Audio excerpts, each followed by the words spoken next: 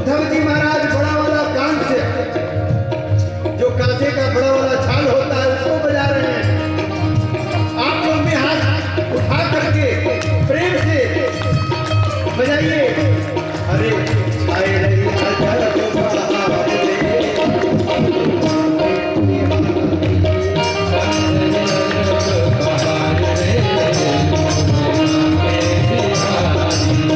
छाए रही अजब बहार रे, दुनिया के बिहारी। छाए रही अजब बहार रे, बाके बिहारी झूले कृष्ण मुरारी, बाके बिहारी झूले कृष्ण मुरारी, बाके बिहारी झूले कृष्ण मुरारी, बाके बिहारी झूले कृष्ण मुरारी। छाए रही अजब बहार रे, छाए रही अजब बहार रे,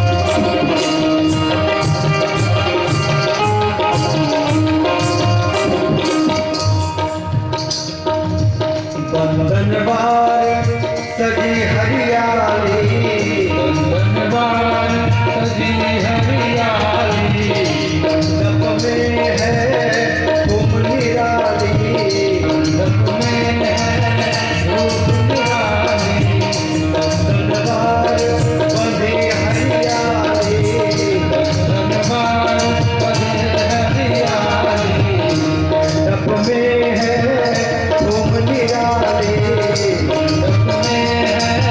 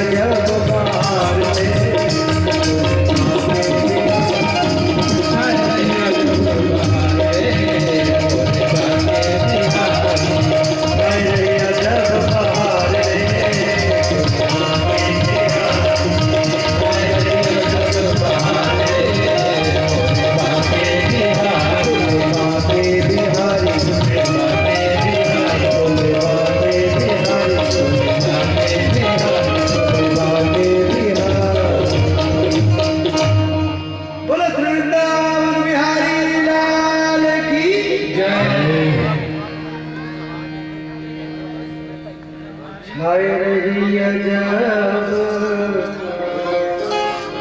बहार रे,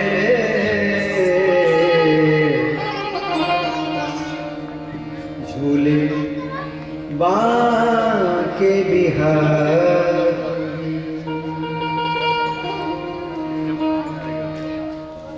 बड़ी सुंदर शोभा हुई जब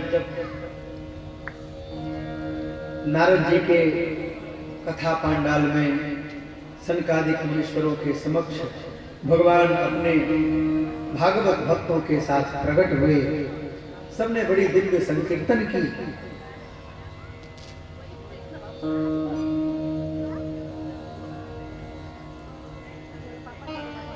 सनकादिक मुनीश्वर कहते हैं कि दारिद्र्य दुख ज्वरदाहितानाम, जो लोग गरीबी से जूझ रहे हैं,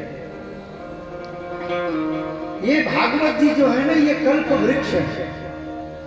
बड़ी सावधानी से समझिएगा इस बात का। भागवत जी जो है ये कल्प वृक्ष है। कल्प वृक्ष का स्वभाव है कि कल्प वृक्ष के नीचे बैठने वाला व्यक्ति जैसी कामना करता है उसको वैसी प्राप्ति होती है। भागवत जी कल्प वृक्ष है। आप जिस मनोकामना को लेकर के कथा श्रवण करेंगे उस कामना की पूर्ति होगी। इसलिए दारिद्र्य दुख ज्वरदाहितानां, जो दरिद्रता रूपी ज्वर से परेशान हो रहे हैं उनकी दरिद्रता समाप्त हो जाती है। माया पिशाची परिमर्दितानां, और जो लोग संसार सागर में माया मोह के बंधन में पड़े हुए हैं वो माया मोह के बंधन से ऊपर उठ जाते हैं और भगवान में उनका प्रेम हो जाता है।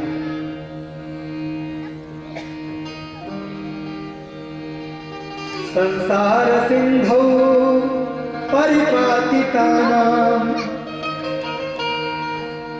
क्षेमाय वै भागवतं प्रगर्यति। उनके कल्याण के लिए, उनके क्षेम के लिए, उनके शुभ के लिए भागवत भगवान गर्जना करके कहते हैं कि मेरे समीप आओ, तुम्हारी जो भी कामना होगी वह सारी कामनाएं मैं पूर्ण करूंगा। कलौ भागवती वार्ता भवरोग विनाशिनी, भवरोग की के विनाश की यह सबसे सुंदर औषधि है। इतना ही नहीं, स्वपुरुषमपि वीक्ष्य पास हस्तम वदति यमः किलम तस्य कर्णमूले। यमराज अपने दूतों को अपने हाथों में पास लिए हुए यमदूतों को देख करके यमराज कहते हैं कि हे मेरे दूतों, ध्यान से मेरी बात को सुनो। वदति यमः किल तस्य कर्णमूले, कान में कहते हैं यमराज, क्या कहते हैं?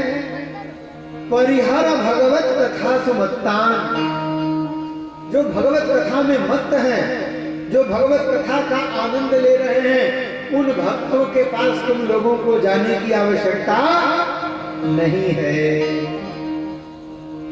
परिहर भगवत कथा सुमत्तान प्रभुरहमन्य नृणाम न वैष्णवाना।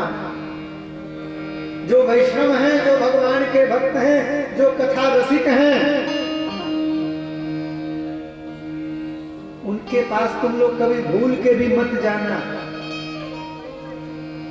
मैं उनका प्रभु नहीं हूं, मैं उनका शास्ता नहीं हूं, मैं उन पर शासन नहीं करता। उन पर शासन करने का मेरा अधिकार भी नहीं है। उनके रक्षक तो भगवान स्वयं सुदर्शन चक्र धारण करने वाले हैं। हमें चिंता नहीं उनकी, उन्हें चिंता हमारी है। हमारे देह के रक्षक सुदर्शन चक्रधारी। बोलो राधे राधे। ताली बजाई रहे हैं, थोड़ा मन से बजाइए। अब किसी को मन किया कि ताली बजाएं, फिर अगल बगल देखा कि और लोग बजा ही नहीं रहे हैं, उसको लगता है कि हम गलत तो नहीं बजा रहे हैं, फिर वो भी बंद कर देता है।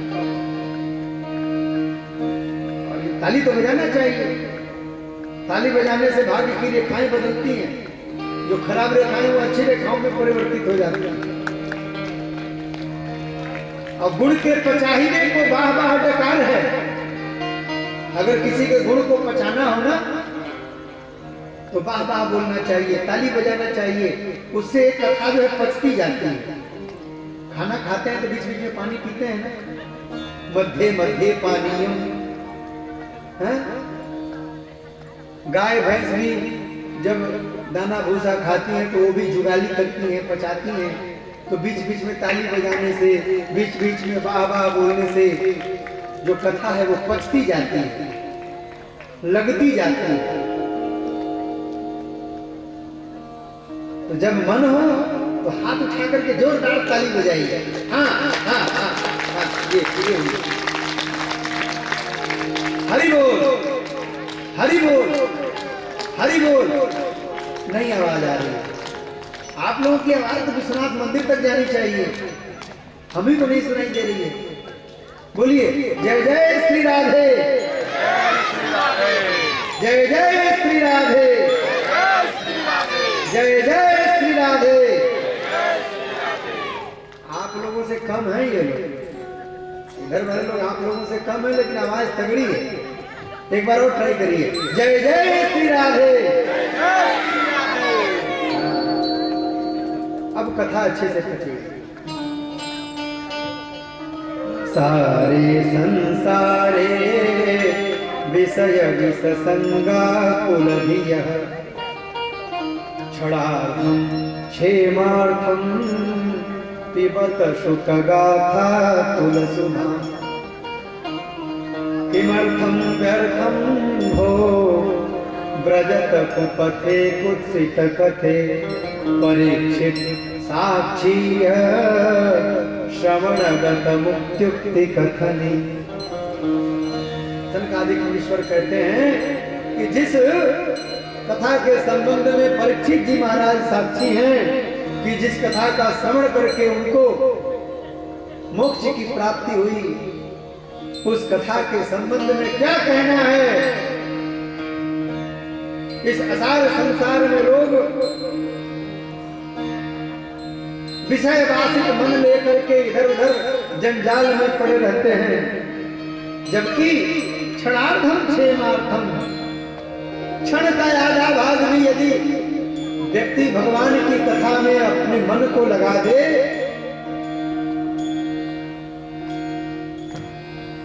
भगवान सुखदेव के द्वारा कही हुई है जो वाणी है उसमें लगा दे, तो व्यक्ति का कल्याण हो जाता है। ऐसी सुंदर यह भागवत कथा है। भागवत की महिमा कही और भागवत की महिमा के पश्चात यह जो श्रीमद् भागवत महापुराण है 12 स्कंद में विभाजित है। 12 स्कंदों में 335 अध्याय हैं और 18,000 श्लोक हैं। बड़ी सावधानी से सुनिएगा। मूल रूप से जो भागवत है वह तृतीय स्कंद से प्रारंभ होता है।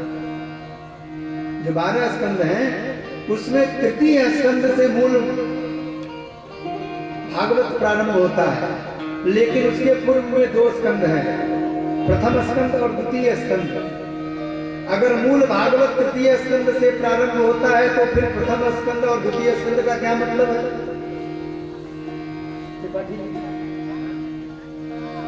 उसका क्या मतलब है? हमने विद्वानों के मुख से सुना कि यह जो 2 स्कंद हैं प्रथम और द्वितीय, ये दोनों स्कंद भागवत जी की भूमिका है। कोई व्यक्ति कोई पुस्तक लिखे, कोई ग्रंथ की रचना करे तो वह भूमिका किसी और से लिखवाता है। भाई जरा हमारी पुस्तक पढ़ लीजिए और पढ़ करके जरा अनुशंसा पत्र लिख दीजिए, जरा इसकी भूमिका लिख दीजिए। लेकिन श्रीमद् भागवत की भूमिका स्वयं व्यास नारायण भगवान ने ही लिखी। कथा तो तृतीय स्कंद से है ही,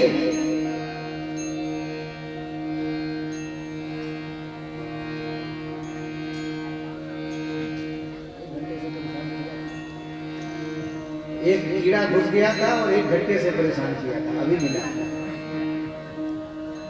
पता नहीं कैसा है, भगवान कल्याण करें। बोलिए श्री वृंदावन बिहारी लाल की। तो भूमिका को भी भगवान वेद व्यास ने ही लिखा है और इस भूमिका में संपूर्ण भागवत शास्त्र समाहित है। केवल 2 स्कंद में ही अगर देखा जाए तो संपूर्ण भागवत हो जाएगा, क्योंकि भूमिका में उस पुस्तक का, उस ग्रंथ का, उस शास्त्र का संपूर्ण निचोड़ लिख दिया जाता है।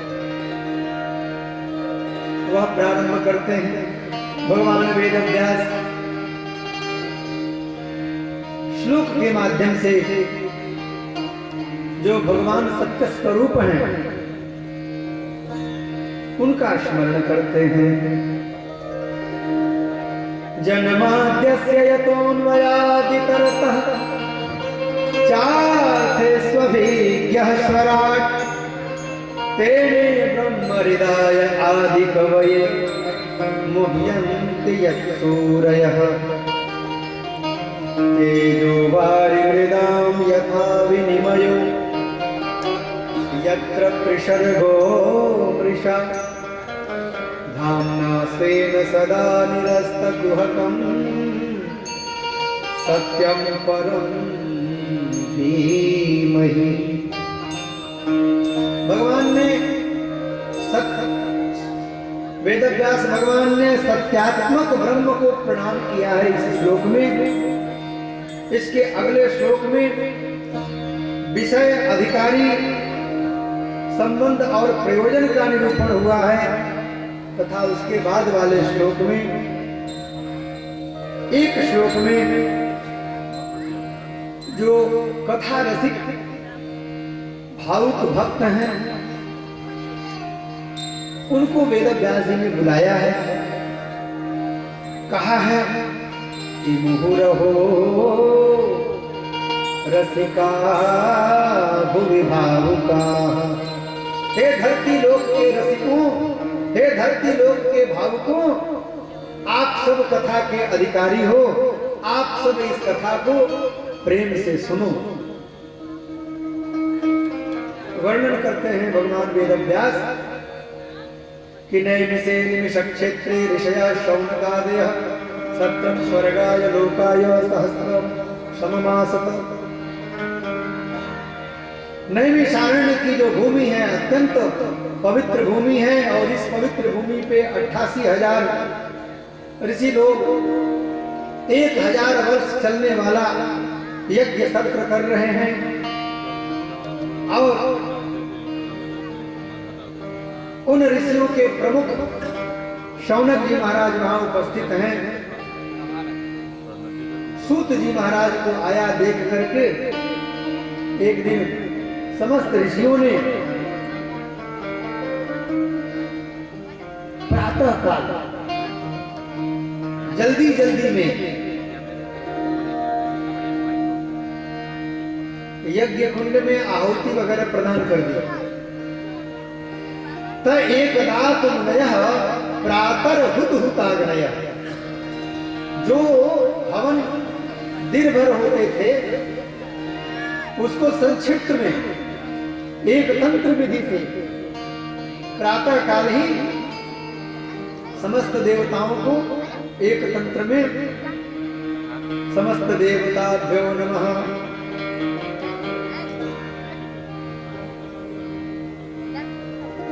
गौर्यादि षोडश मातृभ्यो नमः स्वाहा श्रियादि सप्तमातृभ्यो नमः स्वाहा।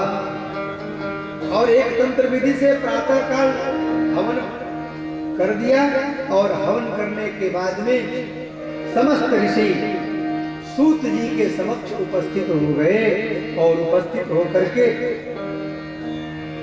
उनसे भगवान की मंगलमयी कथा कहने की प्रार्थना की। शौनक जी महाराज कहते हैं कि हे सूत जी, त्वया खलु पुराणानि सेतिहासानि चानघ हे सूत जी महाराज, आपने इतिहास पुराणों का बड़ा सुंदर अध्ययन किया है।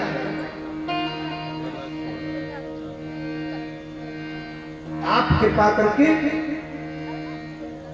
हम लोगों को भगवान की मंगलमयी कथा सुनाइए और 4 प्रकार के प्रश्न किए। किसी किसी के मत में 6 प्रश्न किए हैं सूत जी ने, और यही 6 प्रश्न मूल हैं श्रीमद् भागवत में।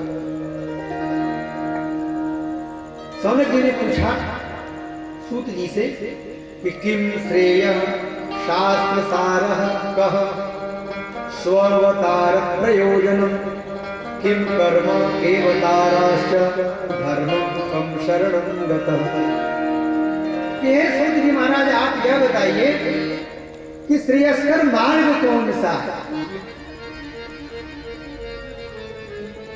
समस्त शास्त्रों का सार क्या है और भगवान के अवतार का प्रयोजन क्या है? भगवान अवतार क्यों लेते हैं? अच्छा ये बताइए कि क्या सौनक जी इस बात को नहीं जानते हैं कि भगवान क्यों अवतार लेते हैं? हम आप सब लोग जानते हैं। जब जब होई धर्म के हानि बाढ़ई असुर धर्म अभिमानी यदा यदा हि धर्मस्य ग्लानिर्भवति भारत, सब लोग जानते हैं।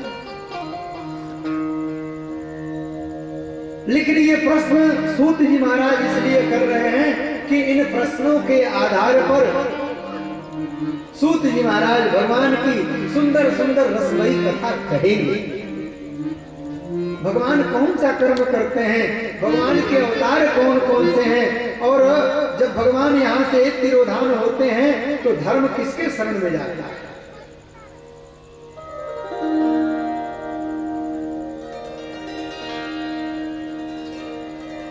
पहले तो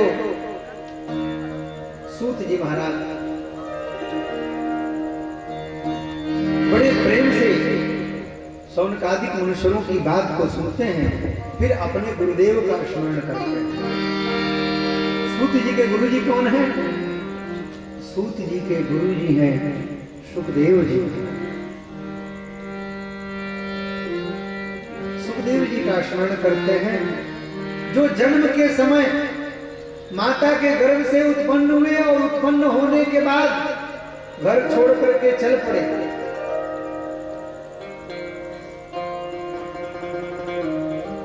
नानक छेदन भी नहीं कराया और जंगल की ओर चल पड़े। पिता वेद व्यास, हे पुत्र सुखदेव, हे पुत्र सुखदेव, हे पुत्र सुखदेव, रुक जाओ, अभी मैंने तुम्हारा यज्ञोपवीत संस्कार भी नहीं किया, तुम कहां जा रहे हो? बेटा मेरी बात सुनो। लेकिन सुखदेव जी महाराज कुछ नहीं सुन रहे हैं और आगे बढ़ते चले जा रहे हैं। यम प्रव्रजन्तम अनुपेतम पेतकृत्यम द्वैपायनो विरह कातरया जुहाव। भगवान कृष्ण द्वैपायन वेद व्यास जी महाराज विरह कातर आजुहाव, विरह कातर हो गए पुत्र के वियोग में। एक तो पुत्र प्रकट ही नहीं हो रहा था, जन्म ही नहीं ले रहा था। सुखदेव जी महाराज 12 वर्ष तक माता के गर्भ में रहे। वेद व्यास जी महाराज प्रार्थना करें कि अरे बेटा निकलो, बाहर आओ, प्रकट हो बेटा। और सुखदेव जी महाराज कहें कि पिताजी बाहर आने पर माया मुझे पकड़ लेगी। भगवान की माया बहुत बलवती है, बहुत विचित्र है, ये किसी को नहीं छोड़ती है। वेद व्यास जी कहते कि बेटा मैं हूं ना, तुम निकलो, तुम बाहर आओ, अपनी माता को और कष्ट न दो। सुखदेव जी महाराज कहते कि पिताजी माया आपके वश में नहीं है, माया तो मायाधीश के वश में है। और मायाधीश आकर के मुझसे कहें कि माया मुझे नहीं लगेगी, मेरे ऊपर अपना प्रभाव नहीं डालेगी, तब मैं आया। भगवान को प्रकट होना पड़ा। भगवान को प्रकट होकर के सुखदेव जी को कहना पड़ा कि सुखदेव जी प्रकट होइए, मेरी माया आपको नहीं लगेगी। भगवान इतना कह करके अंतर ध्यान हुए और सुखदेव जी महाराज का प्राकट्य हुआ।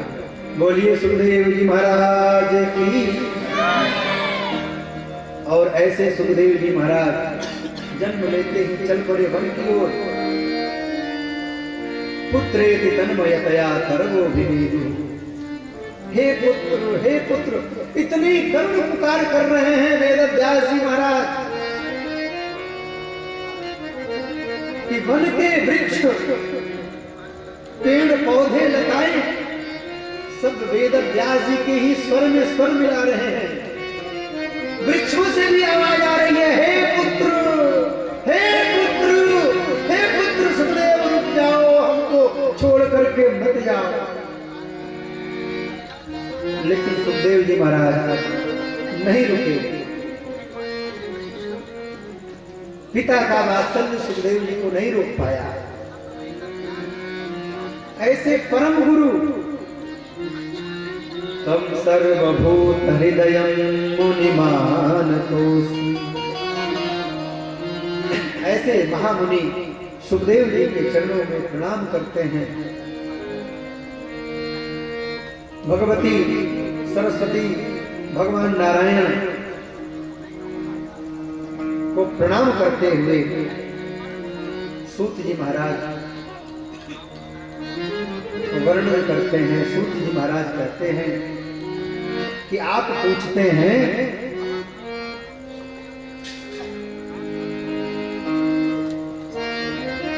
कि धर्म किसकी शरण में गया, सभी शास्त्रों का सार तत्व क्या है, भगवान के अवतार का प्रयोजन क्या है, भगवान कर्म कौन सा करते हैं, ये सब आपको बताऊंगा। और आपने जो यह मुझसे पूछा है, इससे यह बात निश्चित हो रही है कि आपके हृदय में परमात्मा के प्रति अनन्य प्रीति है। भगवान के प्रति आपका अनन्य प्रेम है। और कैसा प्रेम है? स्वार्थ रहित प्रेम है।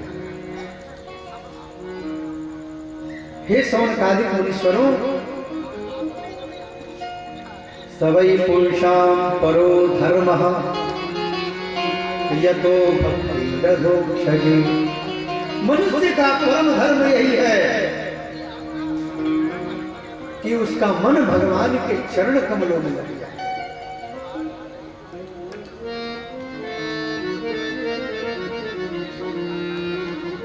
सवै पुरुषां परो धर्म यतो भक्तिरधोक्षजे। उसका मन लग जाए। और कैसे लगे? अहेतुक्य प्रतिहता। मन लगे, व्यक्ति भक्ति करे तो कैसी भक्ति करे?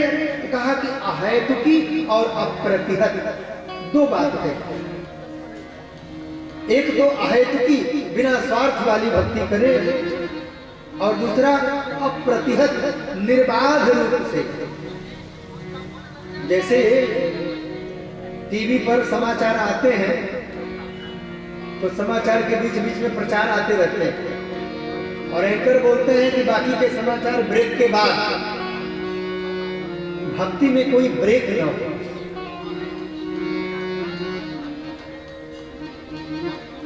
हम भोजन बना रहे हैं, भक्ति पूर्वक भोजन बनाएं।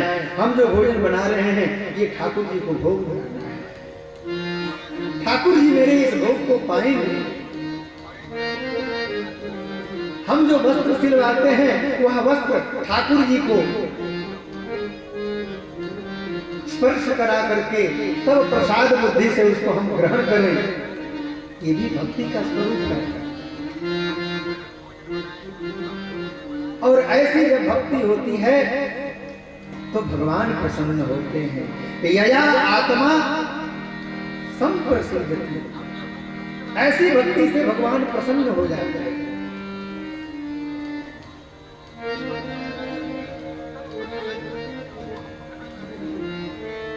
तस्मात् एकेन मनसा भगवान सात्वतां पति।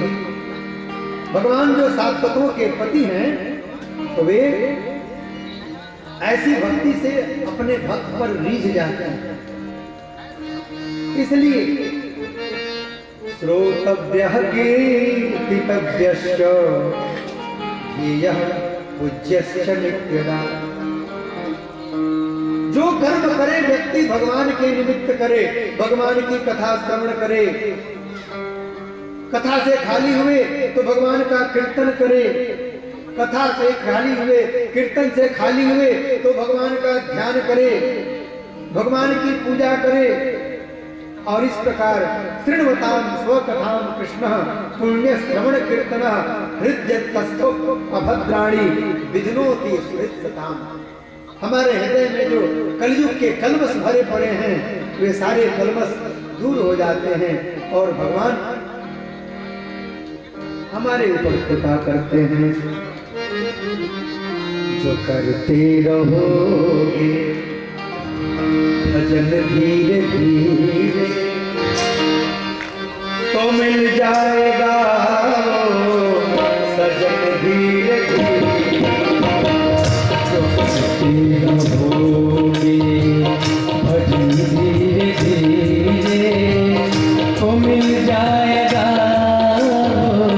सजन धीरे धीरे।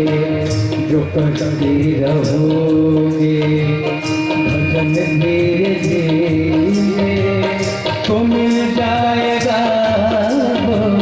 सजन धीरे धीरे।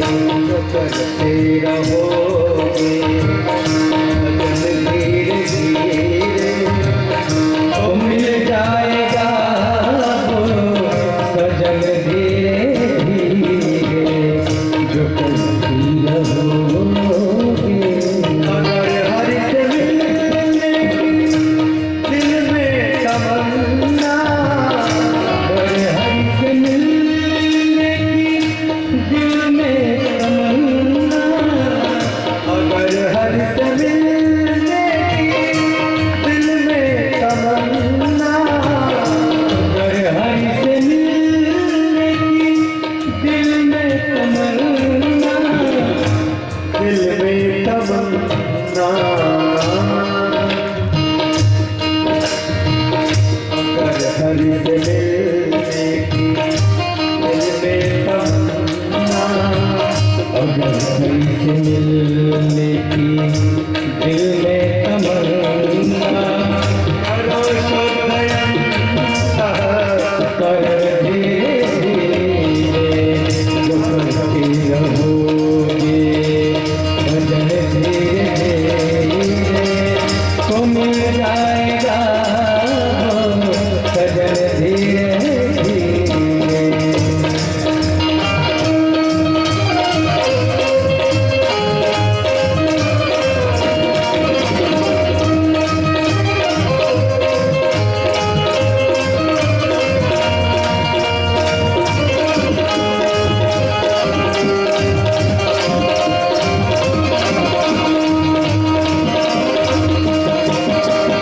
हरि बोल।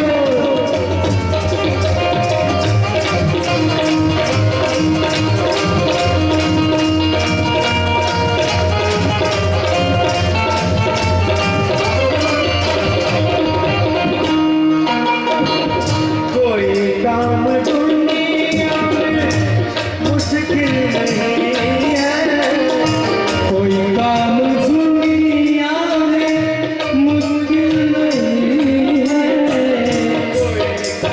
दुनिया में मुश्किल नहीं है, मुश्किल नहीं है, मुश्किल नहीं है।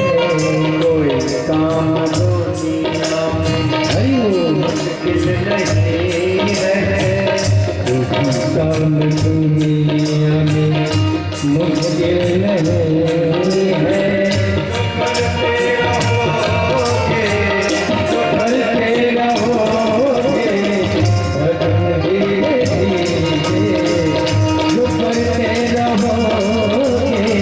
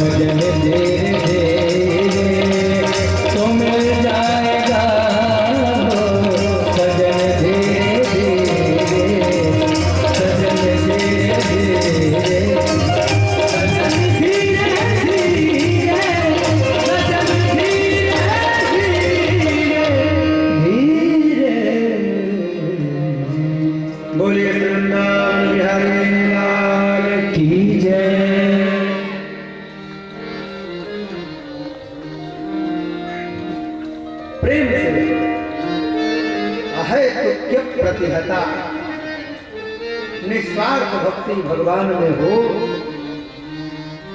तो मिल जाएगा वो सजन भी, मिल ही जाएगा। सूत जी महाराज वर्णन करते हैं कि हे मुनीश्वरों, जगृहे पौरुषम रूपम भगवान महदादि, भगवान महदादि तत्वों का आश्रय लेकर के संभूतम षोडश कलम आदौ लोक से शिक्षया, यह जो संसार है पहले नहीं था, केवल जल और आकाश, लेकिन भगवान को से शिक्षा जागृत हुई, सृजन करने की इच्छा जब जागृत हुई भगवान के हृदय में, तो भगवान ने 16 तत्वों का आश्रय लिया। पंच ज्ञानेन्द्रियां, पंच कर्मेंद्रियां और पंच महाभूत तथा एक मन, 16 तत्वों का आश्रय लेकर के भगवान ने एक रूप धारण किया। जगृहे पौरुषम रूपम, पुरुष का रूप धारण किया। किस निमित्त धारण किया? तो लोक से शिक्षया, लोक के सृजन की इच्छा से। और लोक का सृजन, जब भगवान ने शरीर धारण किया तो भगवान के मन में संकल्प हुआ कि एको हम बहुत श्याम, मैं अकेला हूं बहुत हो जाऊंगा। तो भगवान के नाभि कमल से ब्रह्मा जी की उत्पत्ति हुई और ब्रह्मा जी के माध्यम से भगवान नारायण ने सृष्टि की रचना करवाई। और जब सृष्टि की रचना हो गई, मनुष्यों की उत्पत्ति हो गई, तो भगवान को मन हुआ कि मैं इन मनुष्यों के साथ लीला करूं। तो भगवान लीला करने के लिए अनेक अनेक रूपों में भक्तों के लिए अवतार ग्रहण करने लगे। और इस प्रकार भगवान ने 24 अवतार ग्रहण। सर्वप्रथम सनकादिक मुनीश्वरों के रूप में अवतार हुआ, फिर वराह के रूप में भगवान का अवतार हुआ, फिर श्री नारद जी के रूप में भगवान का अवतार हुआ, नर नारायण के रूप में, परशुराम जी के रूप में, कपिल जी के रूप में, दत्तात्रेय जी के रूप में, हरि ऋषभदेव पृथु, कच्छप धन्वंतरी मोहिनी, नृसिंह, वामन व्यास, श्री राम, श्री कृष्ण, बलराम, बुद्ध, कल्कि आदि अनेक अवतारों को भगवान ने धारण किया। सूत जी महाराज कहते हैं कि हे मुनीश्वरों, भगवान के इतने अवतार हैं, इतने अवतार हैं, इतने अवतार हैं कि उनका वर्णन कर पाना कठिन है। अवतारा असंख्य, भगवान के असंख्य अवतार हैं। जिस प्रकार एक अक्षय सरोवर से अनेक नदियां और नद निकलते हैं और अंत में जाकर के समुद्र में मिल जाते हैं, उसी प्रकार भगवान को मानो, भगवान से अनेक अवतार होते हैं। लेकिन अंत में एक बड़ी अच्छी बात कहते हैं कि एते चांस कला सर्वे, ये जो ऋषियों का स्वरूप है, मनुओं का स्वरूप है, जो मनुपुत्रों का स्वरूप है, ये सब भी भगवान के अवतार ही माने जाते हैं। लेकिन ये सभी अंश कला के अवतार हैं, कुछ अंश अवतार हैं, कुछ कला अवतार हैं। एते चांस कला सर्वे किंतु कृष्णस्तु भगवान स्वयं। लेकिन भगवान श्री कृष्ण का जो अवतार है वे तो वही साक्षात आदि नारायण है। जो कृष्ण के स्वरूप में प्रकट हुए हैं, जिनकी हम सब भक्ति करते हैं। यह परमात्मा विश्व का सृजन करते हैं, पालन करते हैं और यही इसका संहार करते हैं। और यही परमात्मा हम मनुष्यों के रूप में प्रकट होकर के समस्त इंद्रियों के माध्यम से विषयों का उपभोग करते हैं। अगर इस दृष्टि से विचार करिए तो हमारे भीतर, आपके भीतर वही परमात्मा बैठ करके समस्त विषयों का भोग कर रहा है। हमको गाने अच्छे लगते हैं, वो गाने ईश्वर को अच्छे लगते हैं। हमको सुंदर सुंदर भोजन अच्छे लगते हैं, सुंदर सुंदर दृश्य अच्छे लगते हैं। इसका मतलब है कि वह सारे दृश्य, वह भोजन, वह भगवान को अच्छे लगते हैं। लेकिन विवेक यह है कि जो वास्तव में अच्छी चीजें हैं हम उनको ग्रहण करें, क्योंकि हमारा यह जो शरीर है, इस शरीर में जो यह चित्त है, उस चित्त में चिदानंद का स्थान है। उस स्थान पर चिदानंद विराजमान है।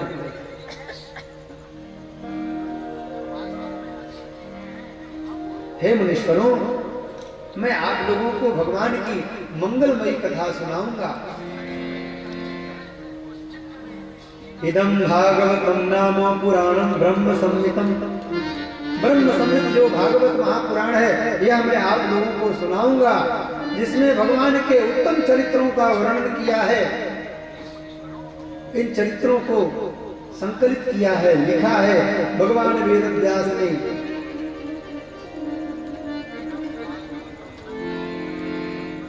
शौनक जी कहते हैं कि हे सूर्य जी महाराज, भगवान वेदव्यास ने श्रीमद् भागवत की रचना क्यों की?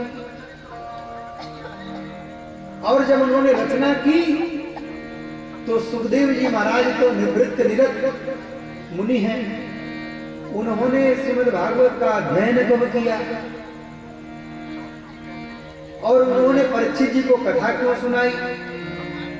हमने तो सुना है कि श्री सुखदेव जी महाराज सगोदोहन मात्रम ही गृहेषु गृह में दिनाम, गृहस्थ धर्मावलंबियों के यहाँ मात्र 6 मिनट ठहरते हैं, अंजलि में दूध लेते हैं, पी लेते हैं और चल देते हैं। किसी के यहाँ ठहरते नहीं, शरीर के निर्वाह के लिए मात्र इतना करते हैं। ऐसे सुखदेव जी की श्रीमद् भागवत में कैसे प्रीति हो गई? सूत जी महाराज वर्णन करते हैं कि हे शौनकादि मुनीश्वरों, जिस समय द्वापर युग का अंतिम समय चल रहा था, उस समय महामुनि पराशर के माध्यम से व्यास नारायण की उत्पत्ति हुई, वेद व्यास जी की उत्पत्ति हुई। और ये भगवान के ही अवतार, भगवान के ही ज्ञाना अवतार वेद व्यास जी महाराज हुए। इन्होंने द्वापर युग के अंत में अपने दिव्य दृष्टि से आने वाले कलयुग को देखा, कलयुग के प्राणियों के दुर्भाग्य को देखा। तो उनको बड़ी चिंता हुई कि कलयुग में जो प्राणी होंगे उनका उद्धार कैसे होगा, कैसे उनका कल्याण होगा। तो भगवान वेद व्यास ने जो एकमात्र वेद था ऋग्वेद, उसके 3 विभाग किए, सामवेद और यजुर्वेद बनाया। बाद में पुनः एक और वेद बनाया तो 4 वेद हुए। पुनः भगवान वेद व्यास ने इतिहास पुराणों की रचना की, महाभारत की रचना की। इतनी सारी रचनाएं करने के बाद भी जब वेद व्यास जी के मन में असंतोष का भाव आया तो बड़े चिंतित हुए कि मैंने वेदों का विभाग किया, इतिहास पुराणों की रचना की, फिर भी मेरे मन में असंतोष क्यों है? और जिस समय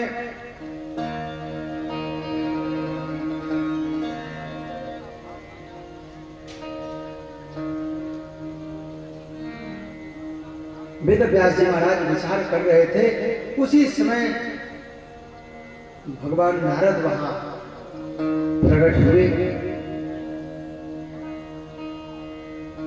वेद व्यास जी ने भगवान नारद की पूजा की, उनको दिव्य आसन पे बिठाया और बिठा करके उनका पूजन किया। श्री नारद जी ने वेद व्यास जी से पूछा कि हे ऋषि वेद व्यास, मुझे लगता है कि आपके हृदय में कोई विचार चल रहा है, कोई प्रश्न चल रहा है, क्या बात है मुझसे बताइए। वेद व्यास जी ने अपनी सारी बात बताई कि मैंने इतने इतने इतने इतने सारे कार्य किए, फिर भी मेरे मन को संतोष क्यों नहीं मिल रहा है। तब नारद जी ने वेद व्यास जी को कहा कि हे वेद व्यास जी महाराज, आपने जितने भी पुराणों की रचना की, महाभारत की रचना की, इनमें आपने भगवान के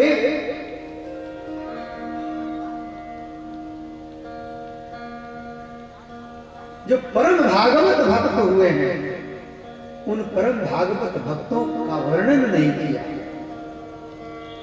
भागवत धर्म का वर्णन नहीं किया, इसलिए आज आपके मन में असंतोष की भावना है। आप भागवत धर्म का निरूपण करिए। देखिए, मैं नारद पूर्व जन्म में मैं दासी पुत्र था। मेरी माता ब्राह्मण देवताओं के यहाँ कार्य करती थी और मैं 5 वर्ष का बालक था, उन ब्राह्मण देवताओं की सेवा करता था। गांव में ऋषि लोग आए थे, मुनि लोग आए थे। चातुर्मास्य के समय में मैंने ब्राह्मण देवताओं की सेवा पूजा की। उन लोगों ने मुझे एक मंत्र दिया, मैंने उस मंत्र का जाप किया और अंतिम समय में भगवान की क्षणिक मूर्ति का मुझे दर्शन हुआ और अब आकाशवाणी के माध्यम से भगवान ने मुझसे कहा कि अगले जन्म में मैं, अगले जन्म में जब तुम प्रकट होगे तब तुम्हारी स्थिर मति होगी, अचल भक्ति होगी और इस जन्म में मैं ब्रह्मा जी के पुत्र के रूप में श्री नारद बन करके प्रकट हुआ हूं। भगवान ने मुझे यह वीणा प्रदान की है। देव दत्ताम इमाम वीणाम स्वर ब्रह्म विभूषिताम। स्वर ब्रह्म से विभूषित यह जो वीणा है भगवान के द्वारा प्रदान की हुई है। इसको बजाते हुए मैं त्रैलोक्य में विचरण करता हूं।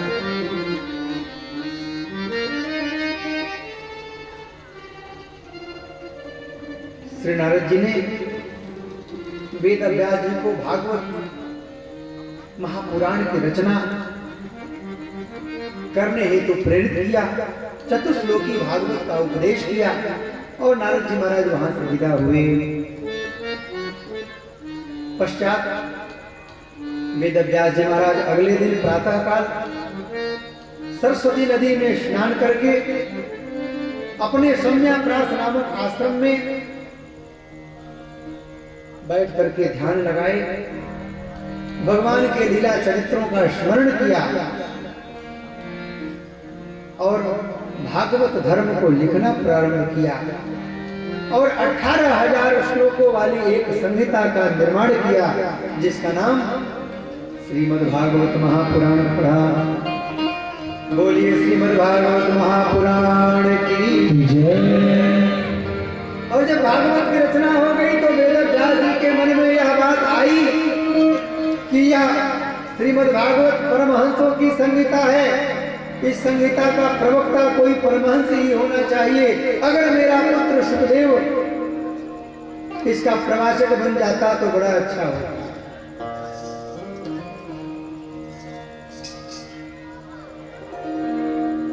सुखदेव जी को श्रीमद् भागवत की शिक्षा प्रदान की। सुखम अध्यापयामास निवृत्त निरतम मुनि। सुखदेव जी को पढ़ाया। सौनक जी ने कहा कि महाराज सुखदेव जी को कथा के प्रति कहां से प्रेम हो गया? वो तो वेदांत के द्वारा वर्णित जो निर्गुण ब्रह्म है उसकी उपासना में तल्लीन रहने वाले मुनि, तो फिर वो सगुण परमात्मा के प्रति कैसे आकृष्ट हो गए?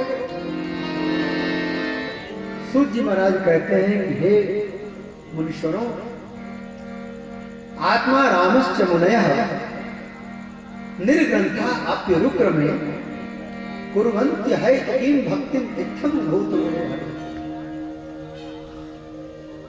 जो आत्मा राम मुनि हैं, जो हमेशा आत्मा में रमण करते रहते हैं, वे भी जो निर्ग्रंथ हैं, जिनके हृदय में किसी प्रकार की ग्रंथि नहीं है, न मोह है, न माया है, न क्रोध है, न दंभ है, न मद है, न मात्सर्य है, एकदम शुद्ध पवित्र है हृदय जिनका, ऐसे लोग भी भगवान की मंगलमयी कीर्ति को सुन करके कुर्वन्त्य हैतुकीं भक्ति, भगवान की अहैतुकी भक्ति करने लगते हैं। इत्थं भूत गुणो, ऐसे गुण हैं भगवान के, और उन गुणों से आकृष्ट होकर के सुखदेव जी महाराज ने भी भागवत शास्त्र का अध्ययन किया और परीक्षित जी के जन्म की भूमिका बनाते हुए सूत जी महाराज कहते हैं कि जिस समय महाभारत का युद्ध समाप्त हो गया, दुर्योधन के जंघा पर गदा का चोट करके भीम ने दुर्योधन को धराशायी कर दिया था, दुर्योधन मरने ही वाला था। उसी समय अश्वत्थामा, कृपाचार्य और कृतवर्मा उस स्थान पर आए और अश्वत्थामा ने दुर्योधन से कहा कि अरे मित्र दुर्योधन, तुमने अगर मुझे अपना सेनापति बनाया होता तो मैं 3 बाण में अथवा 3 दिन में इस युद्ध को समाप्त कर दिया होता, लेकिन तुमने तो पितामह भीष्म को अपना सेनापति बनाया, मेरे पिता द्रोण को अपना सेनापति बनाया, मुझे अपना सेनापति नहीं बनाया। दुर्योधन ने कहा कि मैं अभी मरा नहीं हूं, मैं अभी जिंदा हूं, और जब तक मैं जिंदा हूं तब तक मैं राजा हूं। मैं तुमको अपना सेनापति नियुक्त करता हूं और अपने शरीर के रक्त से अश्वत्थामा के मस्तक पर तिलक किया और कहा कि तुमको मैं सेनापति बनाता हूं, तुम पांडवों का सर काट करके लाओ।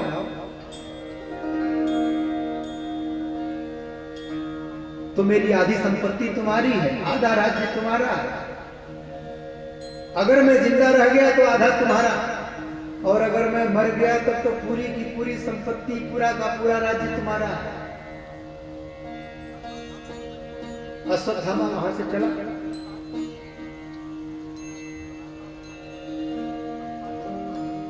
पांचों पांडवों को भगवान श्री कृष्ण ने उस दिन कहा कि हे युधिष्ठिर, हे अर्जुन, हे भीम, हे नकुल, हे सहदेव, जिस दिन व्यक्ति को विजय की प्राप्ति हो उस दिन व्यक्ति को अपने घर में नहीं निवास करना चाहिए, किसी दूसरे स्थान पर जाकर के भजन करना चाहिए। चलो हमारे साथ। रात्रि के समय भगवान श्री कृष्ण पांचों पांडवों को, द्रौपदी को लेकर के दूसरे स्थान पर चले गए। उस समय अश्वत्थामा आया। पांडवों के स्थान पर पांडवों के 5 पुत्र सो रहे थे। भीम का पुत्र भीम के ही समान बलिष्ठ, अर्जुन का पुत्र अर्जुन के समान ही सुंदर, सब देखने में अपने अपने पिता के समान। हल्की हल्की उजाली रात, दूर से देखा अश्वत्थामा ने। अश्वत्थामा को लगा कि ये 5 पांडव सो रहे हैं, और उसने पांडवों के 5 पुत्रों के सिर को काट दिया। अर्जुन के साले धृष्टद्युम्न भी शयन कर रहे थे, उनकी मुंडी को भी काट दिया। वहां से चला गया। सुबह हुई, द्रौपदी सहित 5 पांडव भगवान श्री कृष्ण के साथ जब शिविर में प्रविष्ट हुए तो देखा अपने मृत पुत्रों को। द्रौपदी चित्कार पड़ी, माता शिशूनां निधनं सुतानां निशम्य घोरं परितप्यमाना। पुत्रों के मृत्यु का समाचार सुनकर के द्रौपदी के हृदय फट गए, आंखों से अश्रुपात होने लगे। मेरे इन पुत्रों को किसने मार दिया? अगर ये मेरे पुत्र युद्ध करते हुए वीर गति को प्राप्त करते तो मुझे कोई चिंता नहीं होती, मुझे दुख नहीं होता, ये क्षत्रियोचित गति को प्राप्त करते। किंतु मेरे सोते हुए पुत्रों को किसी ने अधर्म पूर्वक मारा है, हमारे पुत्रों का वध किया है, वह आतताई जिंदा नहीं बचना चाहिए। भगवान श्री कृष्ण के साथ रथ पर सवार होकर के अर्जुन चले।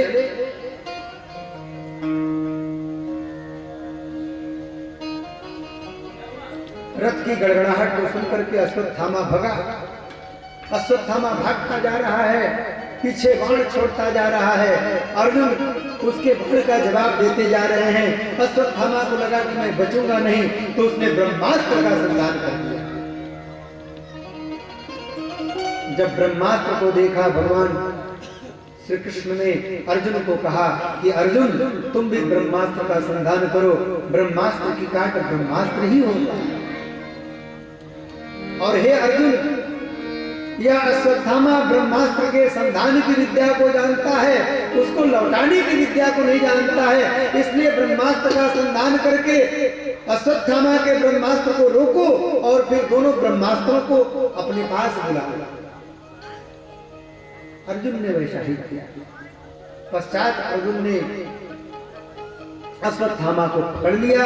अश्वत्थामा को पकड़ करके उसको पशुवत बांध करके घसीटता हुआ द्रौपदी के शिविर में लेकर के आया। तथा ऋतं पशुवत पाशबद्धम अवाङ्मुखं कर्म जुगुप्सितेन निरीक्ष्य कृष्णापकृतं गुरोस्तं वामस्वभावा कृपया नमामि। लेकिन जब द्रौपदी ने बधे हुए अश्वत्थामा को देखा तो द्रौपदी का हृदय पिघल गया। द्रौपदी ने अर्जुन से कहा कि हे अर्जुन, तुम अपने गुरु पुत्र को इस प्रकार बांध करके क्यों लाए हो? अर्जुन ने कहा कि अरे द्रौपदी, यही आतताई तुम्हारे 5 पुत्रों का वध करने वाला है। द्रौपदी ने कहा कि हे अर्जुन, यद्यपि इस ब्राह्मण पुत्र ने मेरे पुत्रों की हत्या की है, फिर भी यह ब्राह्मण पुत्र है, तुम्हारे गुरु का पुत्र है। सएष भगवान द्रोणः प्रजारूपेण वर्तते। इनको तुम अश्वत्थामा मत समझो, इनको तुम गुरु द्रोण ही समझो। ये प्रजा रूप में गुरु द्रोण ही हैं। पुत्र के रूप में तुम्हारे गुरु जी ही तुम्हारे सामने खड़े हैं और इनको तुमने बांध करके रखा है। इनकी रस्सी को खोल दो। क्या कोई गुरु पुत्र के साथ इस प्रकार का कर्म करता है? हे अर्जुन, मां रोधी रस्य जननी गौतमी पति देवता, इनकी माता गौतमी अगर इनकी मृत्यु का समाचार सुनेंगी तो वह अपने आप को रोक नहीं पाएंगी और उनके अश्रु प्रवाहित होंगे। उनके आंखों से जितने अश्रु वृंद गिरेंगे उतने वर्षों तक तुम लोगों को नरक की यातना भोगनी पड़ेगी। मैं तो छत्राणी हूं, अपने पुत्रों के शोक को बर्दाश्त कर सकती हूं। मैं यह मान लूंगी कि मेरे यह पुत्र महाभारत के युद्ध में मारे गए। मैं अपने आप को संभाल लूंगी, लेकिन गुरु द्रोण की पत्नी गौतमी, जिनके पति मारे जा चुके हैं, जिनका एक ही पुत्र है, अगर वह पुत्र मारा गया तो फिर वह बर्दाश्त नहीं कर पाएंगे। हे अर्जुन, इनको छोड़ दो। भीम को बहुत बुरा लगा। भीम चाहते थे कि अश्वत्थामा का वध हो।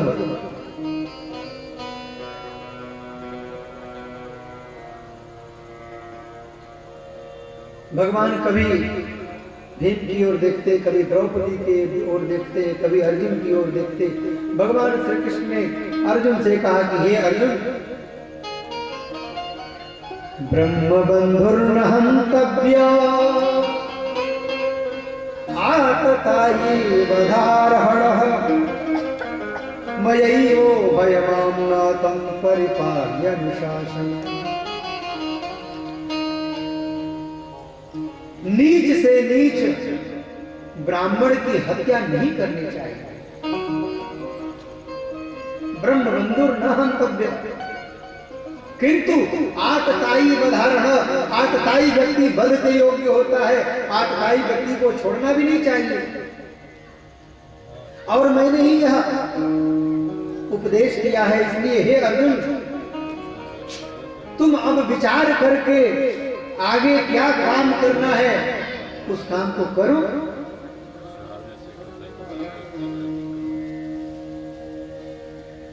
अर्जुन ने एक कटार निकाली, छुरी निकाली, एक कटार निकाल करके अश्वत्थामा के मस्तक में जो मणि थी उस मणि को निकाल लिया। अश्वत्थामा का मुंडन कर दिया और मुंडन करके उस शिविर से धक्का देकर के बाहर निकाल दिया। भगवान श्री कृष्ण प्रसन्न हो गए। भगवान श्री कृष्ण ने अर्जुन की ओर देख करके कहा कि ये अर्जुन, तुम बहुत बुद्धिमान हो, तुम बहुत चतुर हो। वपनम द्रविड़ादानम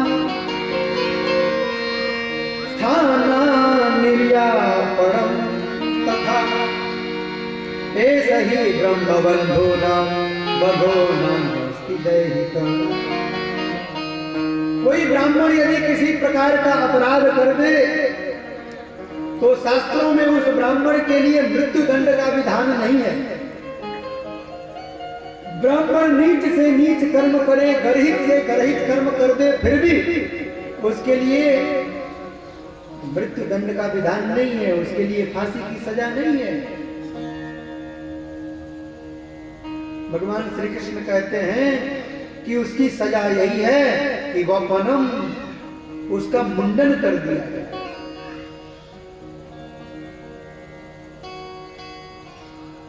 उसका मुंडन कर दिया जाए।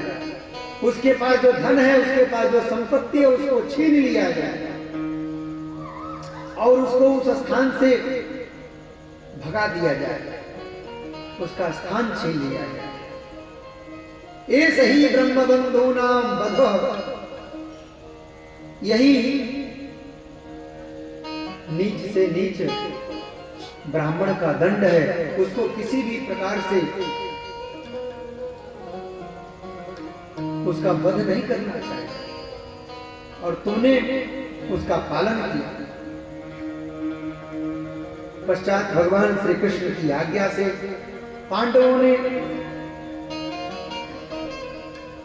जो कौरव वंश के लोग महाभारत युद्ध में मारे गए थे, जो पांडव पक्ष के लोग युद्ध में मारे गए थे, सबके लिए तिलोदक दान किया, सबके लिए तर्पण किया। पश्चात युधिष्ठिर जी का राज्याभिषेक हुआ। राज्याभिषेक के बाद में युधिष्ठिर जी ने 3 अश्वमेध यज्ञ किए।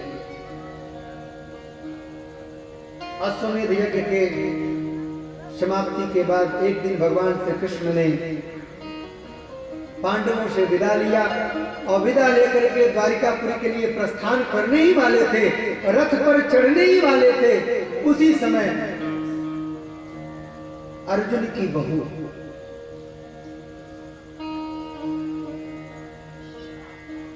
अभिमन्यु की पत्नी उत्तरा दौड़ते हुए सामने आई और दौड़ते हुए आकर के भगवान श्री कृष्ण के चरणों में गिर करके प्रार्थना किया कि हे प्रभु, कोई एक उल्बण अस्त्र, ब्रह्मास्त्र के समान तेज वाला एक अस्त्र मेरे गर्व को नष्ट करना चाहता। युधिष्ठिर जी ने सुना कि उत्तरा को गर्व है। युधिष्ठिर जी महाराज बड़े प्रसन्न हुए, क्योंकि युधिष्ठिर जी महाराज को लगता था कि हम पांडवों का तो वंश ही समाप्त हो गया। इस युद्ध में सारे के सारे लोग मारे गए। अर्जुन का पुत्र अभिमन्यु मारा गया, भीम का पुत्र घटोत्कच मारा गया, घटोत्कच का पुत्र बर्बरी मारा गया, और हम पांचों पांडवों के जो 5 पुत्र थे उनका वध अश्वत्थामा ने कर दिया। अब तो पांडवों का बीज ही समाप्त हो गया, कोई बचा नहीं है। लेकिन जब सुना कि उत्तरा के गर्भ में बालक पल रहा है, तो युधिष्ठिर जी को बड़ा आनंद हुआ।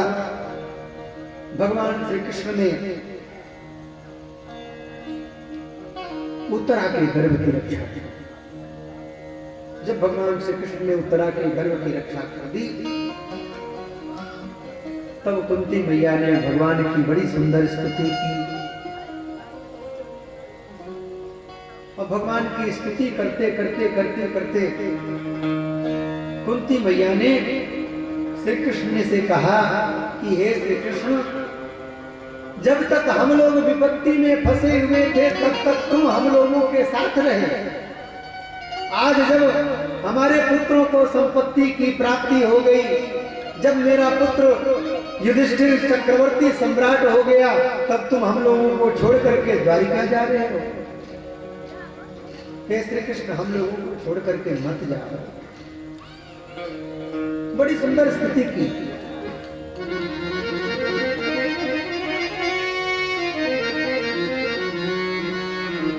जब भगवान की स्तुति की जाती है तो भगवान कहते हैं कि वर मांगो।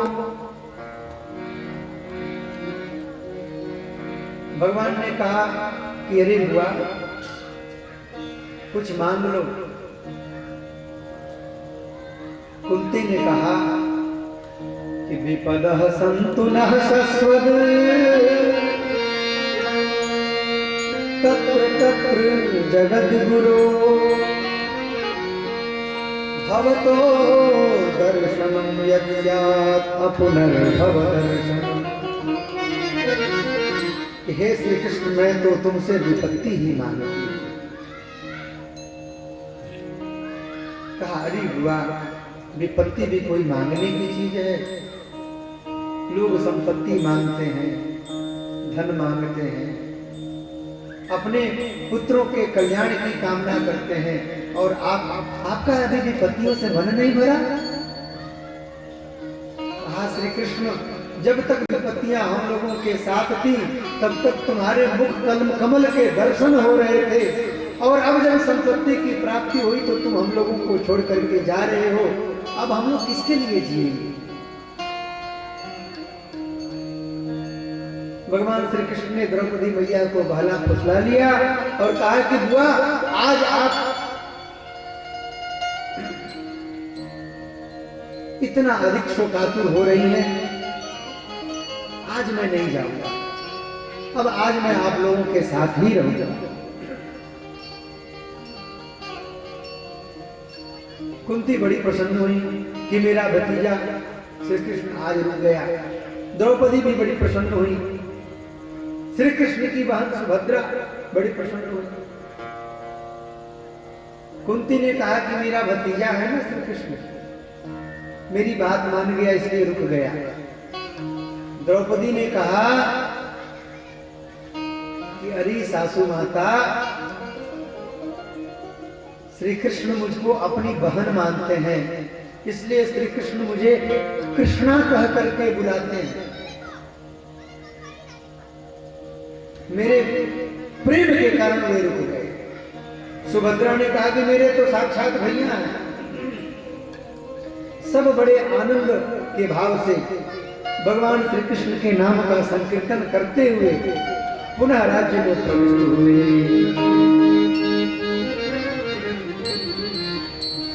गोविंद मेरो है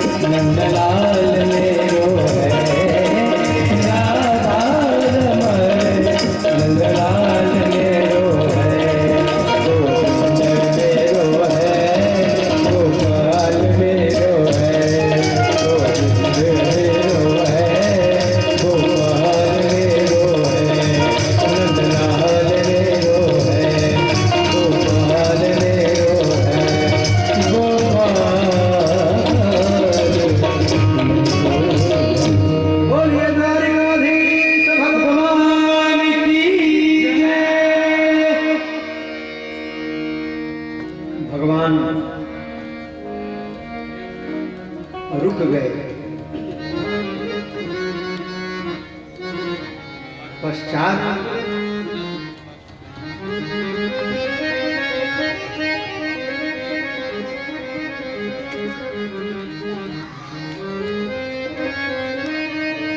आज समय हो गया है जब भगवान हस्तिनापुर में रुक गए हैं, तो आगे की कथा कल होगी।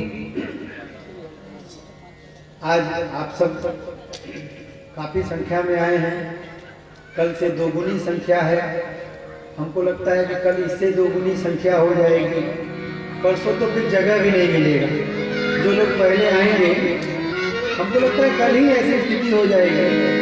जो लोग पहले आ जाएंगे उन लोगों को स्थान मिलेगा, जो लोग लेट से आएंगे शायद उन लोगों को जगह भी न मिल पाए। तो कल आप लोग समय से पधारें और भगवान की मंगलमयी जो कथा है उसका श्रवण करें, आनंद लें। आइए भगवान की आरती में हम सब सम्मिलित होते हैं। सभी लोग भगवान की आरती में अपने स्थान से खड़े हो जाए।